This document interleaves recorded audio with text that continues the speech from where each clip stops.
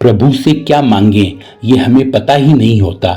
हमारी क्या मांग प्रभु से होनी चाहिए इसका कभी हम जीवन में चिंतन भी नहीं करते।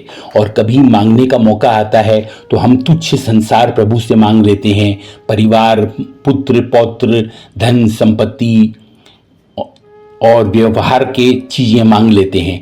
ये ऐसा ही है जैसे कोई राजा किसी भिखारी पर खुश हो गया और उसे मांगने को कहे, तो भिखारी कहे कि मुझे एक शराब की बोतल दे दें, तो ये कितनी मूर्खता होगी उस भिखारी का। एक राजा ने उसे मांगने के लिए कहा है और राजा उसे सब कुछ दे सकता है, राजा का परम सामर्थ्य होता है, पर भिखारी उसे एक शराब की बोतल मांगकर ही खुश हो जाता है। वैसे ही हम ब्रह्मांड के राजा जो प्रभु हैं उनसे लौकिक संसारी वस्तु मांगते हैं, सब कुछ अन्य मांगते हैं और उनसे दुर्लभ भक्ति नहीं मांगते। ये हमारी कितनी बड़ी मूर्खता है। हम लौकिक संसारी वस्तु के रूप में कांच मांग लेते हैं, जबकि हम प्रभु से भक्ति रूपी हीरा मांगने का अवसर जो हमें प्रभु देते हैं उससे हम चूक जाते हैं।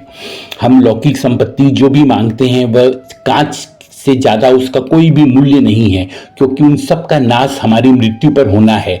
जो भी हम प्रभु से सांसारिक चीज़ें मांगते हैं उसका नाश हमारी मृत्यु पर होना है। पर अगर हम भक्ति के रूप में प्रभु से वो अलौकिक चीज मांग लें जिसका नाश कभी नहीं होना, जो मृत्यु के बाद भी हमारे साथ चलेगी, उसका पुण्य, उसका जो प्रताप है वो हमारे साथ चलेगा, हर जन्म में चलेगा, तो वो सबसे बड़ी मांग होती है।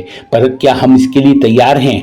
हम प्रभु से क्या मांगते हैं, क्या इसकी हमने कोई सूची बनाई है? अगर सूची बनाई है तो उसमें बहुत सारी चीजें होती है पर भक्ति नहीं होती। हमारी सूची में मात्र एक ही चीज होनी चाहिए और कुछ भी नहीं होना चाहिए कि हमको प्रभु से कुछ नहीं चाहिए, हमको प्रभु से प्रभु चाहिए, प्रभु की भक्ति चाहिए। इतनी तैयारी अगर हमारे जीवन में हो जाती है तो हमारा कल्याण और हमारा मंगल सुनिश्चित हो जाता है। जय श्री हरि।